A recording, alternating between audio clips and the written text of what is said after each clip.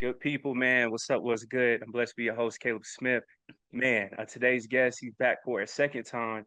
A new book just dropped, or it's about to come, of course, A Hero's Journey. Gotta laugh to keep from crying.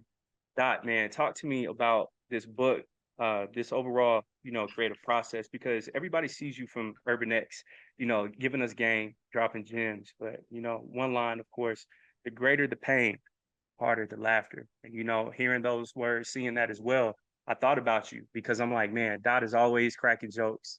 They're always laughing.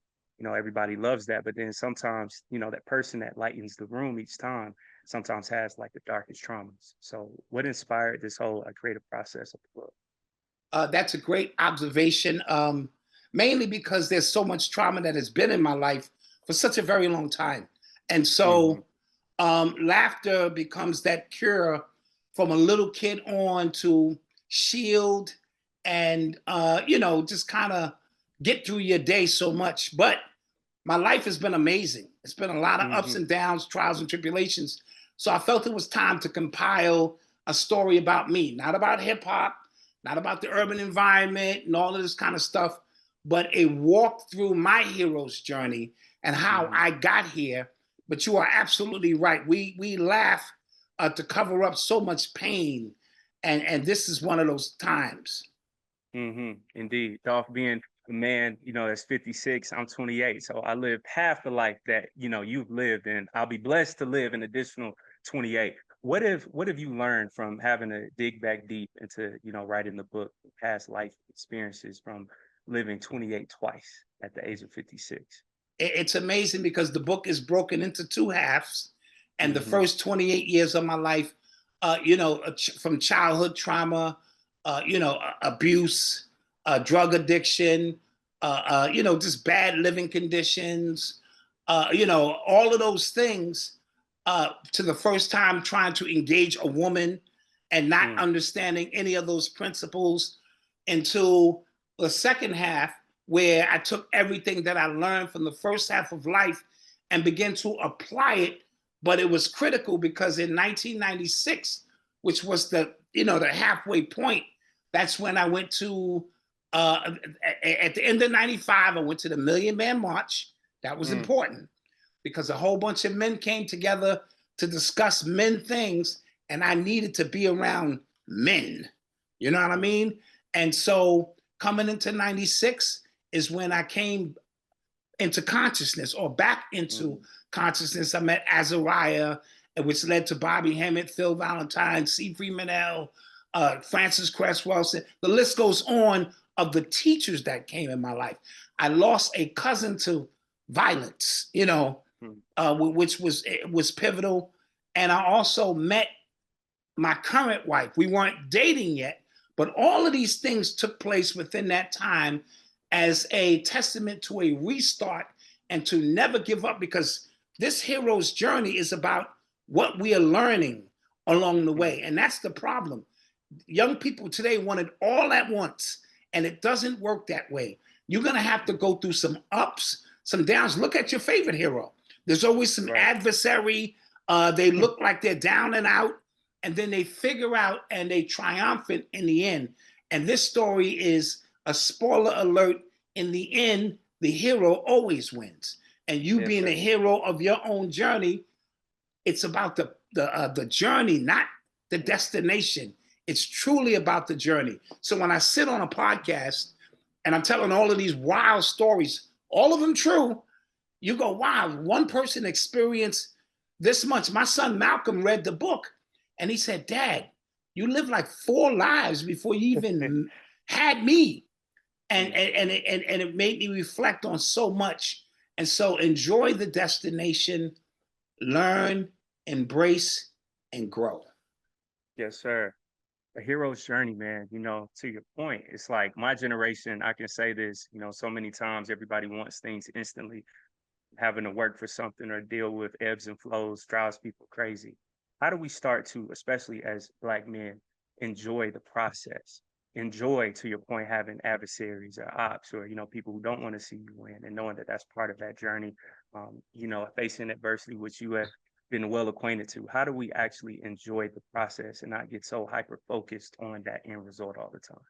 Well, because we have to let go of the illusion of being brought about through social media and all of these external devices. In my era, we were a little bit more attached to the younger ones because we were sitting on the stoop or the porch and we could pass down wisdom in this era. And it's no fault to the generation because it just is what it is. There's a disconnect through social media. So no one is connecting as much. And social media has become what's filtering in what you're supposed to be doing and how you're supposed to be living life. And we got to slow this thing down. You know what I mean? You got to really slow it down and look at what really is important. Do you have a beautiful woman or man by your side, that's willing to deal with your faults and help you grow? If you have children in your life, you got to stay connected to them because they don't want money. They want time. Time over money all day for young children. Now, when your kids get older, they were like, Dad, just hit me with a little cash, I'm good. But in those younger stages, and so we got to slow this thing down, and then we have to understand, why am I being put through whatever the circumstances I am being put through? Remove victim consciousness. I got my little horn here. But every time somebody say, "Oh, my dad wasn't in my life," I like that. Yeah. oh, I grew up in hard times and my mother left me. Nobody wants to hear it nowadays Yeah. because you have a full opportunity to take advantage of life itself. So do that. So for me, it's been slowing it down, processing why I'm going through what I'm going through. And then as men, we're problem solvers, especially when given the proper environment. And so while women may be a little bit more emotional, this and that, it's our duty as men to go, okay, slow down. I'm going to figure out what it is we need to do to get out of this situation or to improve our situation. But that requires like a real good team effort. And this social media thing, it's a gift and it's a curse all at the same time. And navigating through it is tough. Indeed, Doc. Doc, man, from I would say facing death, dialysis, a machine, being on that, of course, to your point, 2 to 3 year timetable, and then to still be here, right, 20 plus years later, as a hero, facing this overall adversity in that season. How did you try your best to like lock in and stay positive throughout that process? I thought about my children. I really thought about, I want to be here for all of the small events, birthdays and this, Right. and dances and all of the things that mattered to them. And so while the so-called deck was stacked against me, I still had the spirit to live inside. And I did go through a period where, at the state of denial, so much is going through your mind. I'm young. Why did this happen to me? And so the book really explains in great detail how traumatic events early in life, you know what I'm saying? And the one thing I despised most in life was needles, you know what I'm saying? Because I was watching a brilliant woman destroy herself with needles. But the law of attraction is a beautiful law. It's non-discriminative. So it doesn't just draw to you the things you want. It draws to you the things you despise the most because the vibration of that has a greater gravitational pull. It's just that it's on the subconscious mind. And so you wonder, why am I drawing this into my life or that into my life? That's the reason why. And so it was not surprising that would be the one thing that I would have to face, in my battles. And then I just slowed everything down.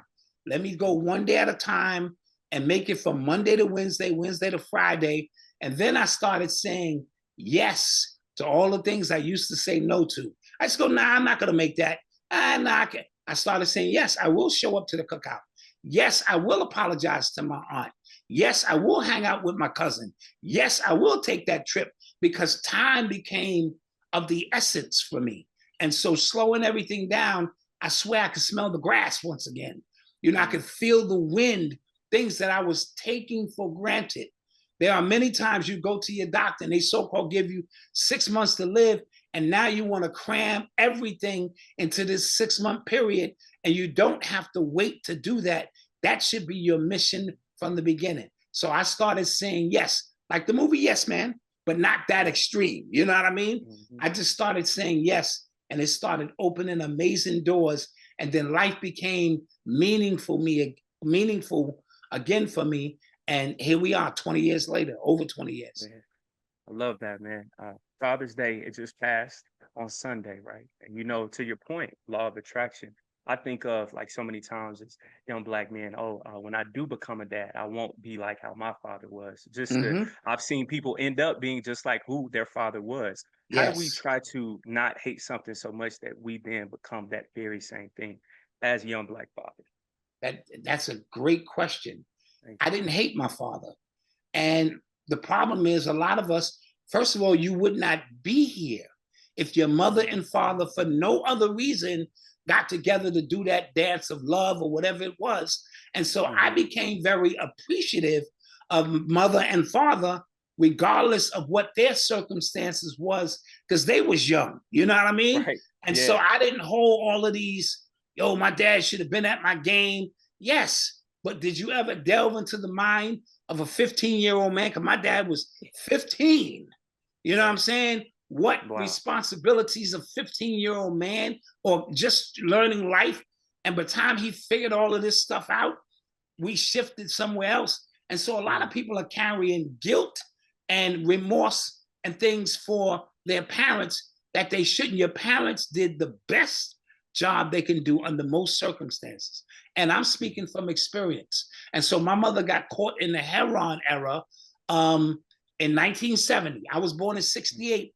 That Yeah. heroin came through the New York and the Bronx. CIA, you know what it Yeah. is. And it came through and she got swept. But this other generation, parents got caught into the crack era and Yeah. the lean era. And so it's a constant bombardment of external things that sometimes our parents go through, and we don't give them grace enough to say, I'm thankful I'm here. And I have an opportunity to break it in one cycle by being cognizant of it and not bringing hate on my shoulder just to prove I was better than my dad. It has to be intentional. I want to end this with one cycle so my children won't even fathom what it's not like having my dad around, because I've always had my dad around. You know what I mean? Yeah. And so that's how we do it, with good energy. Don't bring negative energy. I hated my dad, because then you begin to transfer weird energy onto your child. And so that's what be my recommendation for young parents, trying to break a cycle. Indeed. How has being a father challenged you as a man? My first son wasn't my biological son. I Hmm. met his mother when he was 9 months old.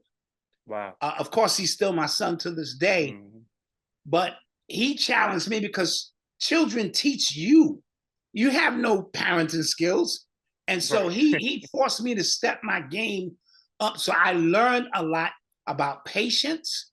I learned a lot to not assume that this 2-year-old kid knows what's going on. That's why I'm here.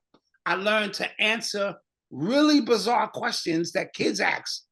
Kids gonna ask you, why is the sky blue? Why is it blue? And it's blue because of reflection. Why is that way? And so that develops patience. I learned camaraderie, because little man is watching what I'm doing. So by the time I got to Malcolm, which was 7 years later, I had already had a skill set in place. I knew how to change diapers. I knew how to check for fevers. I knew all of the small things.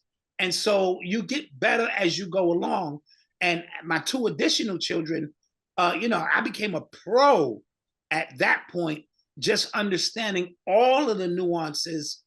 But it's changed me because it's given me a purpose to live. It's given me responsibility that I didn't have before, and it's given me, I enjoy it. I really, and Hmm. I'm enjoying it in different stages because all my children are grown now. So my Right. baby, she's 23, and so now I can sit in a restaurant and have a drink with my children, and I Yeah. never thought that would be possible. Or we can really hang out and have adult conversations. And so appreciating all the stages, having patience, knowing that the children are going to teach you in the beginning. They're going to test your patience. They're going to make you want to, you know what I mean? This and that. Yeah. But what you're going to learn in the reward to know that this being that you brought here, you brought this being here, is a special being. And it's an amazing, it really is. And now I'm a grandfather. I know. Hey, that's a whole different element right there, huh? That's nobody Yeah. prepared me for that. That is the icing on the cake. You know, Yes. one thing to see yourself replicate yourself, but to see your replication replicate itself, it is an amazing thing to sit down and listen to your grandchildren. I'll tell you that. Indeed, Doc. Yeah. Yes, sir, Doc. My own dad, man, he's 60. Seeing him I'm a granddad, right? I have one nephew, seeing him at 6. And I'm like, man, you so nice. You so nice to him, but growing up, it was completely different. If you Completely can't, different. Doc, man, talk about how, having that grandson, seeing him, like what does that bring out of you as a father and now as a grandfather? It brings a lot out of me because I didn't think it would be possible based on the life that I lived, that I would That's right. see, these days. And it goes into legacy. And I know a lot of people, they're talking legacy about money and all. That's cool, leaving a legacy. Leaving a loving legacy of connectiveness is nothing like it in the world. And so watching my son now, and I got to step back and watch Yeah. him teach Father. his son what he Mhm. feel is right for his son, and he bring him over and he tell me, Dad, he can't have pizza because he had pizza, blah blah blah. I'm like, yeah, As soon as he leave, The pizza. we having pizza. You know what I mean? Because that's what it is, and he can't beat me. I told my grandson, I said he can't beat me. You know what I mean? So don't worry. And so, but still giving him his space because Yes. this is his responsibility. And watching all the lessons that I taught Malcolm, watch him now, implement those to his younger, son. It's a beautiful thing. And to me, that's what life is about. Those are the rewarding things that you see, and you hope you live to see them. You know what I mean? Mhm. Because nothing is guaranteed. Life ain't guaranteed here for no one. And so That's when right. your dad gets to have those moments, he's proud of those moments. Yes, we're going to do things that I told you couldn't do because that's what granddads do. You know what I mean? And Yeah. so it is rewarding, very rewarding. Yeah, I love that, man. That on TikTok now, there's this like new thing about young adults having to parent their own parents of, hey, I'm grown now. So like, talking to me like in this manner, that's not cool anymore. With Malcolm now being what, 31, I think. How Mm-hmm. has that whole relationship dynamic shifted from being baby, a toddler, a young boy to now a man that is married, has his own family, kids, all of that? How has that whole thing changed for y'all? Another great question because that's why we Mhm. stopped the podcast. And Mm, we stopped it because we became so interconnected as business. But remember, when Malcolm started this, he was fresh out of college. yeah. He was living at home with his mother. He had a hoopty. He only needed a little few dollars for a haircut and take his girl out. To watch him in real time, those who were invested in the show, Yeah. watch him grow and have his first son and then his second son and get engaged and then get his own home and move to Mm, another state. It was time for a split because our business and personal life were becoming so intertwined that the lines were becoming blurred.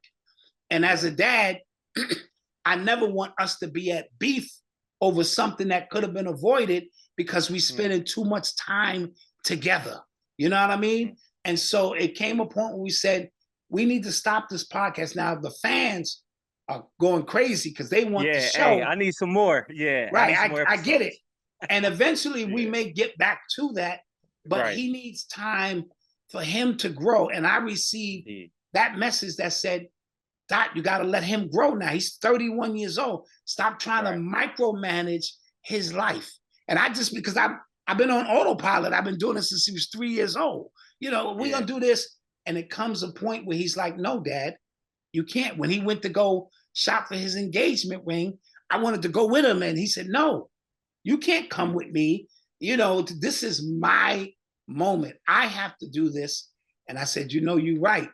And so This younger generation, they want their parents to give them time and space to grow and be there for them. But there's a trade-off. Don't just come in my mix when you need something, because I need you too. I need to hear your voice. I need to put my hands on you. So let's make it an even exchange where I mind my business, you know, and allow you to make mistakes and grow. And then you come in and check on dad, because dad ain't always all right. You know, dad look like he all right, but sometimes you got to come check on dad too, and moms. You know what I mean? Yeah. Hearing that, man, dad isn't always all right. In those moments, you know, those days when you was driving the bus or working and then having to come back home and, you know, you're helping out with the conscious community, giving back, all those things. How did you stay sane with having so much on your plate and then having, you know, days where I don't feel like talking or I don't feel like doing anything? How did you try to stay sane?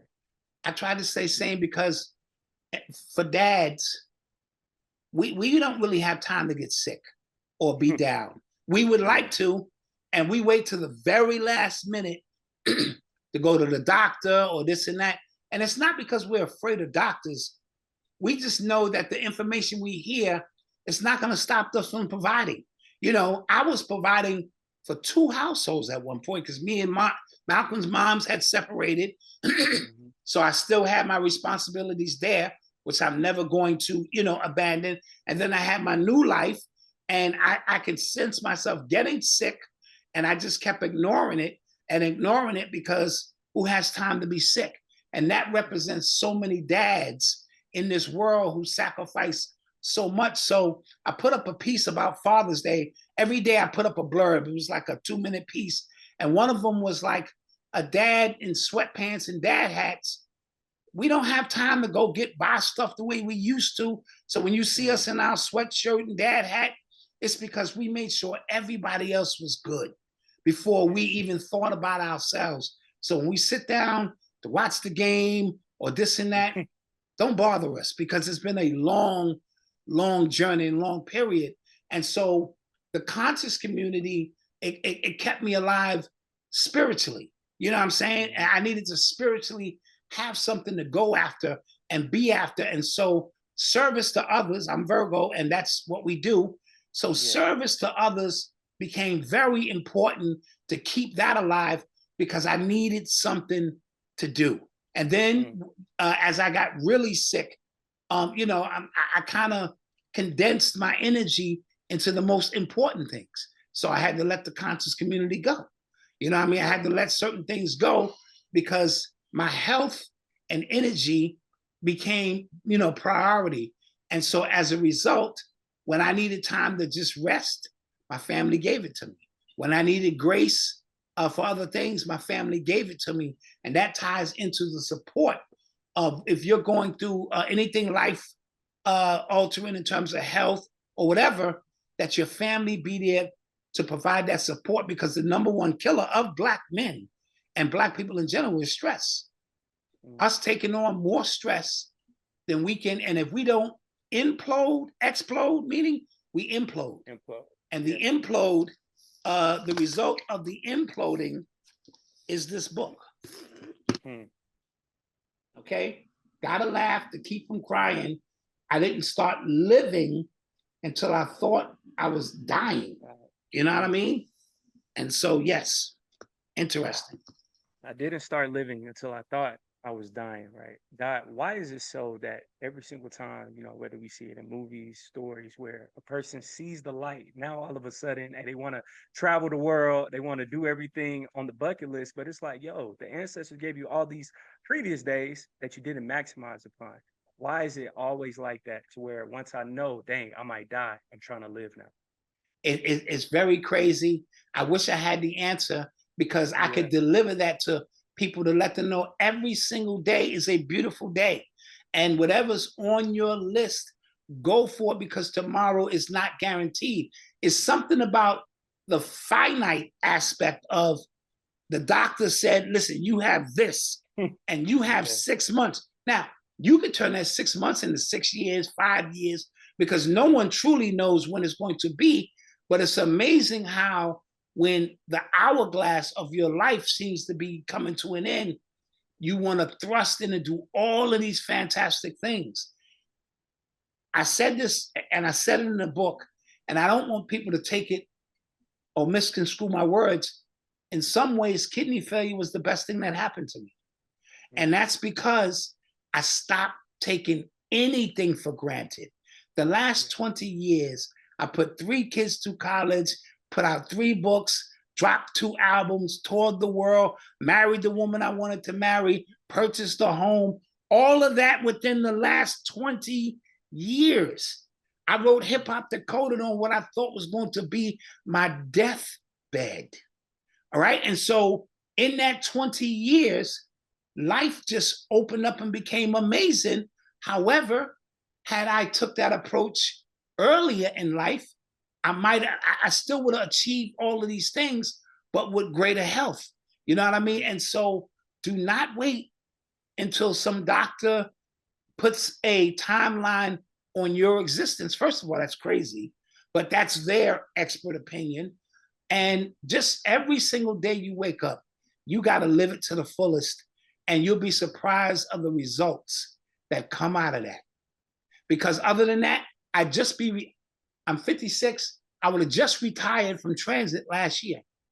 I would have had to do 32 years driving a bus, content. The money is great, you know what I mean? But I would have missed out on so many opportunities to show who I am. You know what I mean? And so things happen for a reason. And these things happen to me. And I don't look at anything as a mistake in life. This is the hand I was dealt. No pity party, none of that kind of stuff. Let's go. Let's go. Love that, Doc. Man, my mom, she is an extreme Virgo as well, Doc. She's a busybody, type A. Everything is like super analytical, rubbed off. But, knowing that you're a Virgo as well, how do you just try to stay busy during this season of not filming Urban X twice a week and doing all the content? As a Virgo, how do you just find peace right now in the calm and not trying to do 10 million things at once? Well, that's a great question.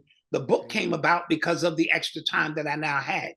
You know what I mean? Because we weren't doing the podcast, I was able to Zoom, and this book is 15 years in the making, man. Just keep putting it off, because when you have to relive your life, there are traumatic moments that you have to revisit. And every time I reach certain points, I just put it down because I didn't want to deal with it. You know what I mean? However, this time off gave me the opportunity to just roll up my sleeves and deal with it. And as a result, the book came about. But Virgos are also hermits. Our astrological card is the hermit. We like our own company and our own private space. And so I always tell guys or people, if you're going to date a Virgo, we want you far away, but close by. You know what I'm saying? All at the same time. We want you here, but not here. You know what I'm saying? Because we need space to think. We're analyzers. We're critical, overcritical thinkers at times. And sometimes we can get lost in our own critical thought process. So this book has kept me busy over the last 6 months. And now that the book is out or pre, on a pre order tip, people are starting to read, and I'm starting to get feedback.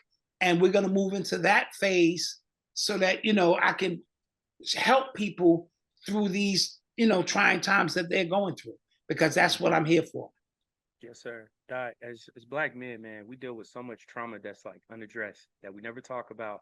But then, your granddad grows up, he's always quiet, but like we don't know why he's quiet. Or like your dad is this type of way, that type of way. How should we address our trauma now so then it's not passed off to the next generation? Another great question. And that is, we have to be a little bit more open.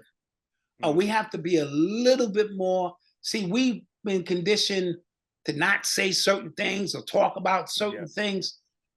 We have to free ourselves. And for me, it started when I was diagnosed with kidney failure. For the first couple of years, I kind of just kept to myself. And then I said, why? You know what I mean? This is not a strike against me. This is what I'm going through.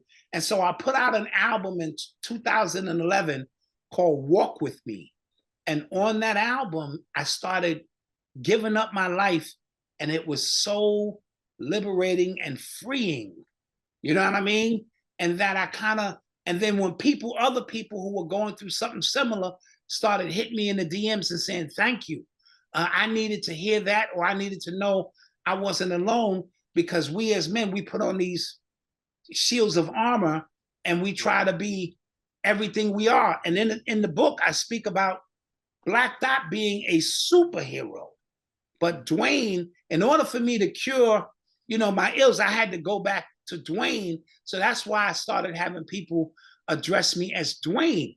Black Dot can handle anything, but Dwayne is the one who needs the love, the care. And so when I started handing out these boxes, these Hero's Journey exclusive, boxes to people with personal videos to each and everybody I sent it to, I had grown men in tears, because it opened up a portal of conversation of men and women, but in particular men telling each other, I love you, brother. You know what I'm saying? It's okay.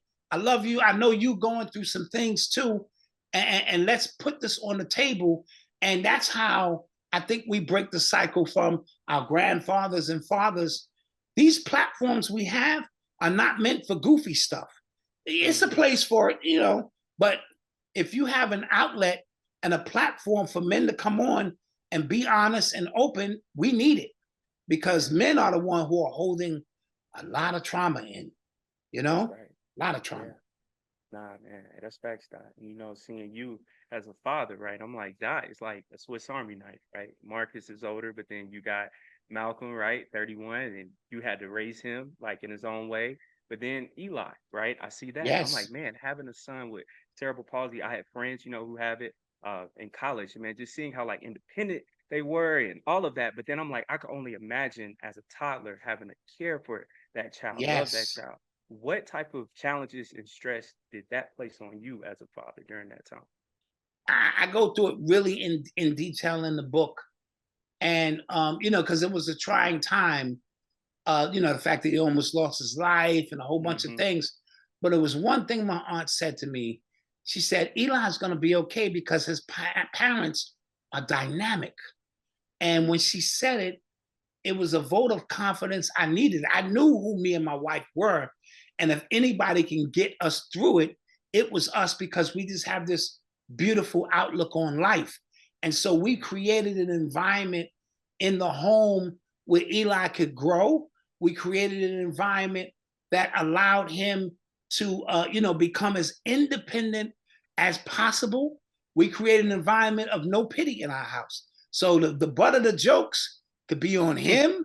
It could be on anybody, because we wanted to prepare him for what the outside world was really like. So when he got to Mhm. school and any kids try to snap, he was like, that's the best you can do. Listen, we Right. are vicious in our home, but it also taught us another level of sacrifice and patience, because both of us were used to working, and one of us had to sacrifice. And the sacrifice came from whoever made the most money. That person stayed at work, and the other person stayed home, because if anyone was going to care for his needs, we wanted it to be us. You'd be surprised on how other people treat your children when you're not Mhm. watching. And so we didn't want any of that. So we took sacrifices in terms of where we lived, because the rent was nice and in our favor. We stayed in them places extra long, just so that we could afford to do so. And those are sacrifices that people may know nothing about. You know what I mean? It was one time I had to call my wife, because we had Eli at a babysitter, and the babysitter, she was older, and she just couldn't handle what Eli's needs were. And we knew that, and we didn't blame her for that. I called my wife and said, you have to leave your job, not now, right now, because I was the one making the most money. I was back at transit, and my wife went to lunch and never came back. That's how in sync we were about where our priorities were as a family. And so that's what we did to get us through. And Eli was the glue that really kept the family together. There were trying times, but every time we looked at him, his smile, his energy, his love for life, uh, you know, it pushed us through. It really did. Yes, sir. Hey, man. Hey, that's beautiful, Doc. Or I would say, in your own opinion, right? Do you think that your previous times, with your mom, those traumatic experiences from seeing things and seeing like the drugs, all of that, do you think that that impacted your future relationships with other women and things like that as well? Well, not seeing my mother truly being loved by a man always plays a role in it. And Mm, so she was, a boyfriend's here, but always, vital and this and that, volatile, should I say. right. And so men have to be taught how to love a woman. I don't care what nobody say. Yeah. And a lot of times it's the subtlety of just seeing a man around your mother and how he treats your mother. You know what I'm Right. saying? When I got with Malcolm's mom's beautiful, beautiful sister, she was more advanced than I was. As a woman, she had already had Marcus, and just her thinking, I was just coming into a real relationship. I didn't understand how to look for emotional signals, a whole Yeah. bunch of things. And I was, tough. My mother, we was on the grind. And so I lived that out vicariously in that relationship. And I lost the relationship as a result of it. But then when I said, when I get into my next relationship, I'm gonna learn. And so in the current relationship I'm in, which is nearly 30 years in the mix, I said, I'm going to learn. And I learned to say, I'm sorry. I learned to Mm, recognize this is about sacrifice. I learned to recognize there's going to be some compromises. I learned that our money together, we work better as a team. And my children, Eli and Odyssey, have never existed without seeing their mother and dad. And so, and they've mm, never seen us acting other than the way as the king and queen. I'm not saying we don't have disagreements. That's parental stuff. They've never seen me out of character. And so innately, Eli knows when I get with my woman, I'm used to this. Odyssey mhm. knows any man that comes into my mix, he's going to have these qualifications. And so this is where we learn also how to break those generational curses on how to love and treat a woman. And sometimes it takes brothers 3, 4, 5 times, whatever. But if you keep repeating and not changing and recognizing the mistakes you made, then the problem is you. Ooh, You know, yeah. Yeah. Hey, that's good game. Dot, during this crazy time, right? The red pill stuff is going crazy. I had no idea it was that bad until I saw like young kids talking about girls. I'm like, man, y'all view women completely differently. Right now, man, how can we start to shift this younger generation viewpoint on women and especially black women to not always thinking that they're the enemy all the time? that's going to be tough because as parents, I don't have the final say so anymore. I'm fighting Mm, outside forces, the internet, social media, friends, unlike before when you had a direct connect, with the child and you could have a right. little bit more impact. The world is moving so fast and these algorithms have created narratives. These are not even people half the time. These are Hmm. algorithms creating narratives to keep us split because never before in the history, and I've only been here 56 years, have I seen such a disconnect between men and women to where they are the ops. What? Man, we spent everything in my existence as a young man growing up was to get as close to a woman as I possibly could. I got a haircut for a woman. I Yeah, kept fresh sneakers for a woman. When I could drive and got my first car, I'm rolling around the block 6, 7 times for no reason at all, just right. hoping. And so our dynamic was different. And to this point, now these women are coming in and they're saying they have these high standards. And I try to tell young women, all of these high standards you have, if you meet a man with all of that, why does he need you? Like, Mm, what are you bringing to the table? And don't tell me sex, please. That's the easiest thing for a man to get in this day and time. And yeah. so, what I try to explain, even to my daughter, You have to meet somebody and y'all have to work towards this greatness. Everything I do, my wife has got her imprint somehow, some way on it. She designed these book covers. She edited these layouts. She do these videos. She stays involved to give me the opportunity to look great. That's But right. these generations, they want everything, you know what I mean, all in one. Yeah. And it's an amazing dynamic. So I can't compete with the internet. I wish I could. And Right. so we're going to have a new generation emerge that just their awareness is in a different space where they know there has to be more. Because even on my podcast, I spoke about when the generation shows up that can't be moved by money, that can't be bought, then the music industry, the record industry, all of that will collapse on itself. You know what I mean? But until then, as long as they could dangle some money in your face to make you do things, some things strange for some Strange for change, some change. That's yeah, right. That's right. then we're always going to be in a situation that we're in. Yes, sir. Yes, sir. Dot, you had a great conversation. You and Rich, man, I played that back multiple times. And bro, you said something that was very powerful. They're keeping us in a cosmic sludge. If you can, break that down for us. Yes, we are, as we know, we're spiritual beings having a human experience. And the bandwidth in which we come into this third dimensional paradigm, everything here is hard. You know what I mean? And I understand part of it is hard as a part of the initiation process. But when you come here and you got to pay to be born, you got to pay to learn, you got to pay to go to school, you got to pay to live, you got to pay for water, you got to pay to drive, you got to pay to do this. And then when you die, you got to pay. You So got to pay to die. you got to pay to die here. That Wow. means that this planet is set up so that at the speed that you're normally traveling, you know what I mean? Because remember, this is just an avatar. I'm not this, this is just the car that I'm driving. I might have been here 15, 20 times throughout the universe, existing in different time and space. But when I got here, everything is slow. Everything is arduous. Everything. And so it's a cosmic sludge that I think now the chosen ones are beginning to rise out of that. But when the chosen ones show up, so do the crash outs, so do the demons. And so we have a mixture.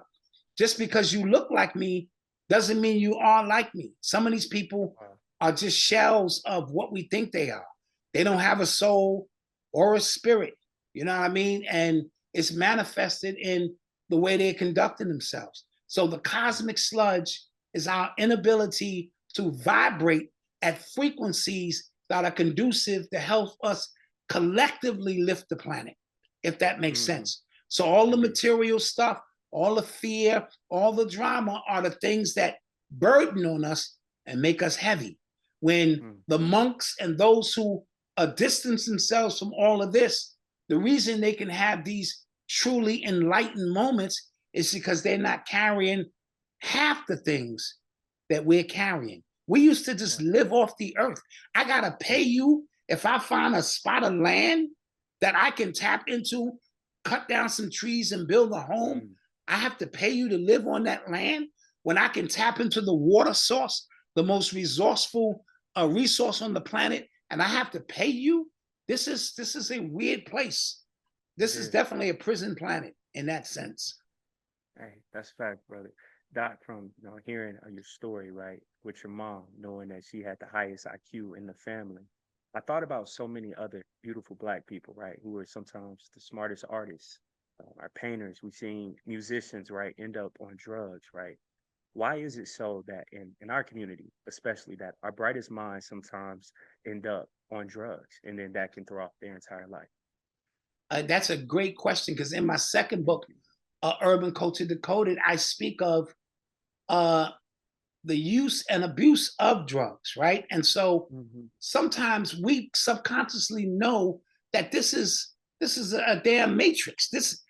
We on the grid somewhere, and we could tell that this is not real. And so the use of drugs temporarily gives us an opportunity to escape this prison that we're in. Now, remember, our elders had a different purpose. There wasn't a constant use of anything with our ancestors. If they were taking you on an out-of-body experience and they were using ayahuasca or the bottle of spirits, it was intentional and purposeful with drums, music, and a ceremonial where you can step outside of this paradigm that has been put in place and bring some information back that can help your people. The abuse and use of drugs is what messed our people up. You know what I mean? We just know this is not real, and we're looking for any escape, especially on a Friday night when I've been working hard 60 hours, 70 hours a week, and I just want to relax. I just want to put some music on and get a little high to escape. And then us being melanated people as well, right? And so the elders taught us that the way those drugs work with melanated people is a lot different. You know what I'm saying? Because the melanin in us is alive, and it's a computer, so to speak. And so we had different effects from it. Now, with that being said, musicians who exist outside of reality, drugs was an accelerant for them in a lot of cases. And I used to smoke weed, and I tell you, it was a different time and space. You know what I mean? But anything that you do over and over becomes a habit. And habits, when they form, they control your life.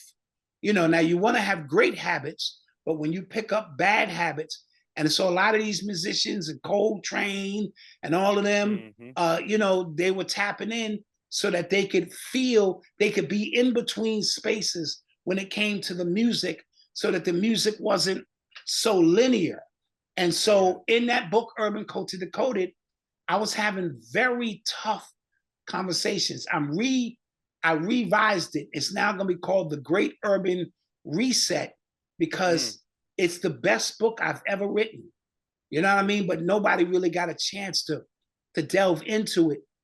There are tough conversations that parents have to have. Drugs have been around a long time. They're going to be around. You know what I mean? And so that's my take on watching the genius of people diminish, because once they get that monkey on their shoulder and you can't get it off, it consumes you. Now, remember this, let's get a little metaphysical with it, right? And so when you start using drugs, you're opening up portals. And right when you open up a portal, it's not always a friendly that comes in. There are entities amongst us that want to experience this thing called Earth. And they will latch onto your auric field just to know what a Twinkie tastes like. You know what I mean? Vicariously. And so that's what happens. And you don't get that monkey off your back. And now you're not using the drug for a one-time experience to maybe tap in and have a euphoric moment. It becomes your life, and it consumes you. And brilliant people, as you mentioned, have gone by the wayside because of it. Yeah. Hearing that, Dot, man, I thought about sinners instantly, right? Multiple portals, playing music, musicians, all of that, you know, from you being in music, musician, all of that for so many years. What did you take from seeing that film, Sinners? The film was so amazing. It was so on point. And I advise people, it was out of the theaters now. If they bring it back, go see it in 70 millimeter IMAX if you can. Hey, you got to see it on IMAX. Yeah, you got to see this on IMAX because of the colors, the sounds, the vibration, the energy. Black love on the screen is something Hollywood doesn't show. I was happy they didn't add a gay agenda, like I said, or a white savior. No disrespect, but that's like something Hollywood forces you to do as a Black director. And it enabled us to see a story, an original story, you know what I mean, of our struggle, of our plight coming out of a time period. And all we had was each other and the music and the fish that was frying and a little bit of whiskey and a card game of chance where I can get ahead and us dancing and opening up these beautiful portals, which brought about love. And the movie itself just delved in all of that. And of course, vampiric energy, which is anyone who you invite into a sacred space that doesn't belong there. And I always liken that to hip hop. At one point, it was ours. And it wasn't about record deals and all of that. It was a camaraderie. Most of my friends, we bonded over this music, man, and what it meant. And then when we let others in who had a different intention, and then they made it about rap and what they wanted to make it into, we never recovered. We never recovered. And so I did think the movie was metaphysical on so many levels. It was an occult movie, but it was dealing with principles that need to be revisited. Very good movie. Yes, sir. Man, that Urban X, bro, that's arguably my favorite podcast ever. It's done so much, man, for I would say like my generation, from seeing Malcolm, same age almost, talking about current events from metaphysical perspective from you. It was the perfect balance, older and younger, right? In the comments too, like man, the whole Urban X fam, everybody was great. Seeing y'all twice a week. What has taking a break felt like, man, for you? I know everybody's been blowing you up, but like I know it somewhat has to feel peaceful to not have to always be filming, reading depressing news, things like that. So how has taking Yes. this break felt for you, Doc? You've hit it right on the nose because, you get indulged with this information. It's sort of like being a correction officer. You forget you in the prison too. And if your Yeah, relief don't show up, you there 16 hours and man, you begin to take on a vibration of survival because that's why you're here. And so having right. to take all this information in and process it, because remember, our show was live. And so Mm, because it was live, we were actually putting on a performance. We're performing this news for you because anybody could just sit up, put up a few pictures, and tell you what's going on. That's that's not right. fun. That's not fun to me. I'm a sit down comedian, and Yeah. so I'm looking to put the medicine in the food, Mm, right? Either by joking or subliminally placing it in there so that the algorithms can't catch on to what it is we're doing and still allowing Malcolm his chance to bring it to you as he, saw it. But it was bearing on me to take these stories on, and I needed a break. I really did. yeah. Even though my DMs are flooded with people saying, please, please come back. And so me and Malcolm are always revisiting, maybe a once a month thing to Mhm. just pop in and tell the people we love them. And we know Yeah. that, And they we still need that, support Doc. us. Hey, I ain't even gonna lie. Hey, we Yeah, need that. yeah. So I'm Yes, on sir. Malcolm's case about it.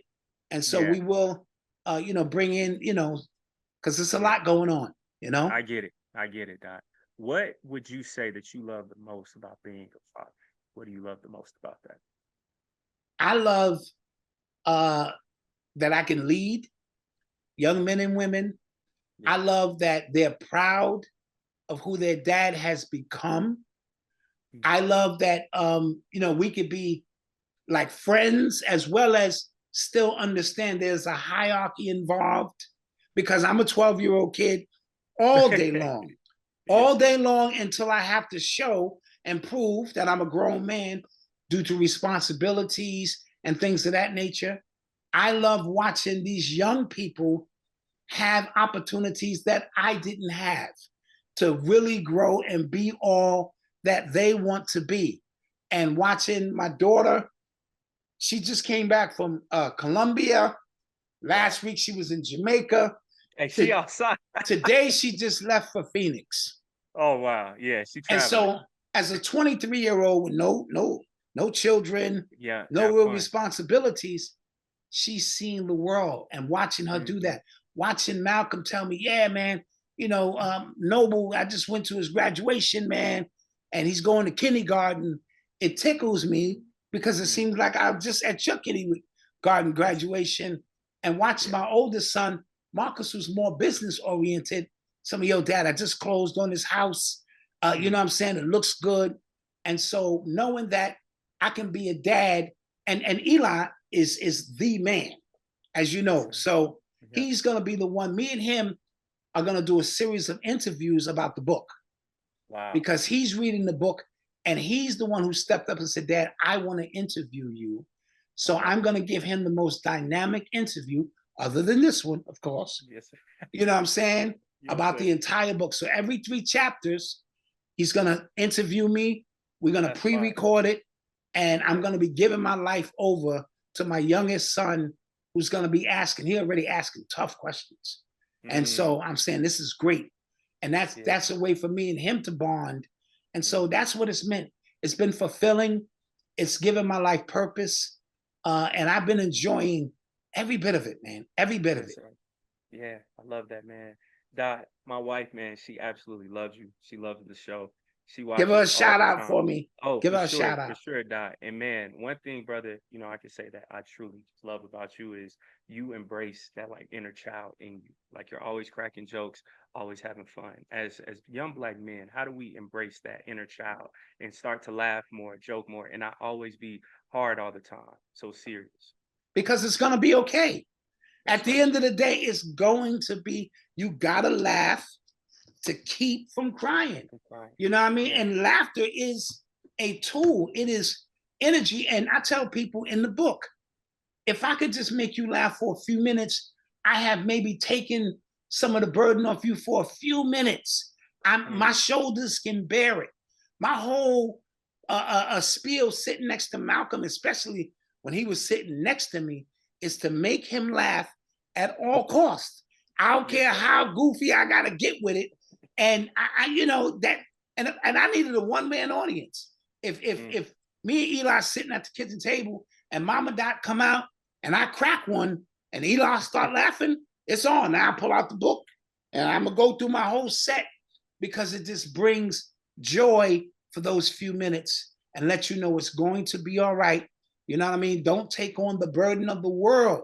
Take on mm, what's your part of the world for your responsibility because you can't save everybody.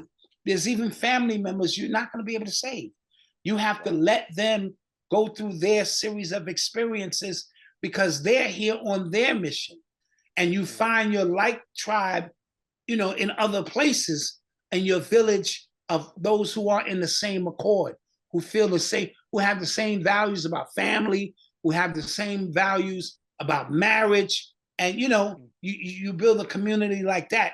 But it's important for us to laugh, joke, and also understand when it's time to roll up our sleeves and be responsible. Let's get to it. That's what real yes, men sir. do. Come on, Dot. Dot, you've been great. Very last question for you, man. At the end of your book, when a person is done reading it, what do you want for people to gain from reading your book? I want them to gain, if you read the book early on, it's going to look like this is going to be a hell of a ride, a hell of a journey. The end journey is more about it's more about the journey than it is the destination. And so Mm, when you read my story in its totality, first of all, this is 300 pages. I could have wrote 3,000. That's the Renaissance man I am in terms of the life I've lived. And so what I realized is that all of the stuff in between became the journey that made it all worthwhile. And the alchemist in the book, right? He went all mm-hmm. around the world and everything he was looking for was right there. And so I've learned that the journey is what this is all about. Whatever you are going through, is a reflection of self in all the people in your life to teach you lessons and to help you grow. And so that's what I'm hoping. And the last words in the conclusion, before I added 2 other chapters, was kidney failure led to my success. What will Mm, lead to yours? You know what I mean? So, what's going to bring about the success in your life and the turning point? yeah. Hey, that's a mic drop, Dot, man. Brother, from the bottom of my heart, I appreciate all the work that, you've been doing for decades, following before Urban X, all the lectures, all that stuff. So, Dot, man, my generation, we appreciate you greatly. Once a month for the pod, we'll take it, man. Anything Yes. but Dot, man. Thank you so much. I'll most definitely place an order. I'm on the books, but man, Yeah. keep doing all the great work Shop for real. shopurbanx.com I for got you. now. And if you want to get one of these hardcover Mm-hmm. limited editions that we sign, shopurbanx.com. And I want I to got you. thank you. you know, just the great questions that were asked. Thank you, Doc. And anytime you need me for anything, brother, you just call. You know what I Yeah, mean? that's love. That's And love. give And Doc, wifey some love for me. hey, I will. And Doc, man, anytime, you and the fam are here, I'm in Atlanta, bro. You got the studio, all that I stuff, didn't all get a for free. chance last Always time, love. Yeah, I already know. Hey, you were busy. but next Yeah, time I come through, I always. want to sit on the couch and build with you. Love, Doc. Hey, man, I appreciate you and you be safe, all right? All right, you too, man. Peace. All right, peace.